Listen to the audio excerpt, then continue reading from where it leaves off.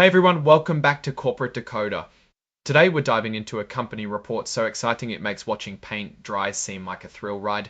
Just kidding, it will be fun, and we're here to decode all the corporate nonsense. Today in this video, we're breaking down Centessa Pharmaceuticals' latest filing. We'll look at the important bits like who got re-elected, how they voted on important stuff, and what it all means for the company. So buckle up, Etrofan, before we jump in. If you enjoy making sense of these corporate documents, don't forget to subscribe and join our Discord community, linked in the description below. First up, the date this all went down, everything here is from June 2025, so keep that in mind as we go through this information. This filing is all about what happened at Centessa Pharmaceuticals' annual general meeting. Think of it as a company family gathering where shareholders get to vote on important decisions. This report tells us about the votes that took place. So on June 20, 2025, Centessa held its big meeting. During the meeting, everybody voted on different resolutions. Proxies or votes were collected based on what was in the proxy statement that the company already filed. There were about 103 million ordinary shares that could vote, and about 124 million shares were actually present or voted by proxy, which means enough people showed up to make the meeting official. All the important stuff, think like proposals, things that the company wanted to do, or people they wanted to be on the board, got the thumbs up. Now let's look at the votes themselves. First, the shareholders voted on whether to keep Arjun Goyal on the board. He had to be reappointed because of company rules. He received about 116 million votes in favour, 463,000 votes against, and about 7.5 million votes were withheld.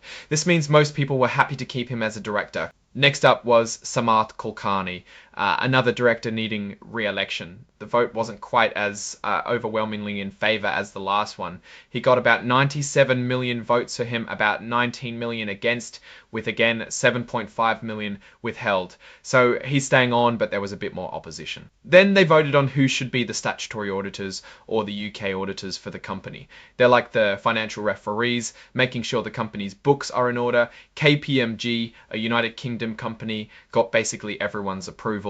Over 124 million votes to keep them on, with almost no opposition.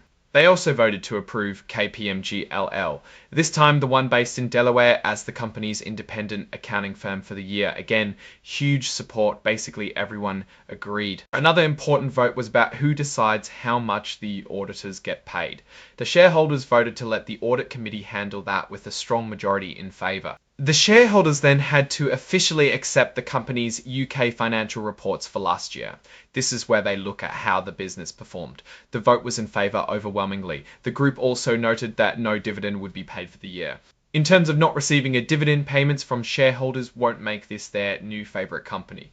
A dividend is a profit payment. They also voted on the report about how much the company's directors are paid. It's non-binding, meaning the company doesn't have to follow it, but it gives them an idea of what shareholders think is fair. Most voted in favour. The shareholders were asked to approve the company's plan for how directors are paid, which is in the directors' pay report. Most shareholders voted to approve.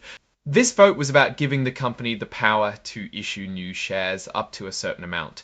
This is like giving the company permission to print more money in a way. This was approved, but with more opposition than some of the other votes. Next is a special resolution vote. They voted on whether to let the company sell new shares for cash without having to offer them to existing shareholders first. This is a bit technical, but it basically makes it easier for the company to raise money. It passed, but with the most opposition of all the votes. Finally, the report is signed off by Raphael de Ferrier, the principal accounting officer, confirming that everything is accurate. So what does all this mean? Well, most of the proposals were approved easily. As the director appointments were approved, meaning that the company's shareholders were overall happy with the team. Centessa received little pushback in most categories, so that's very healthy. The most pushback came on items regarding selling shares. This could be a sign that some shareholders are concerned about how the company's raising money, or maybe they just don't like the idea of the value of their shares being diluted by new ones. But despite that, everything was approved. Overall, this report paints a picture of a company where management and shareholders are mostly on the same page. However, there might be some growing concerns about how the company is managing its money. So it's something to keep an eye on. Alright, that's our breakdown of Centessa's latest filing. What do you think about these numbers? Do you think there's something to worry about? Drop your thoughts in the comments. If this analysis was valuable, hitting that like button really helps, and subscribe for more deep dives. Don't forget to check out the Discord in the description. Thanks for watching. See you next time.